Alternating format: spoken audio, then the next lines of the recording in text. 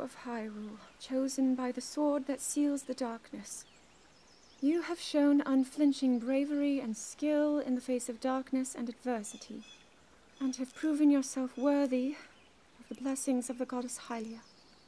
Whether skyward bound, adrift in time, or steeped in the glowing embers of twilight, the sacred blade is forever bound to the soul of the hero.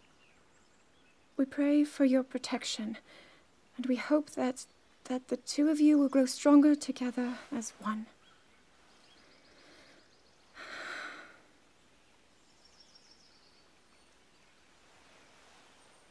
Forged in the long distant past, the sword. Gee, this is uplifting.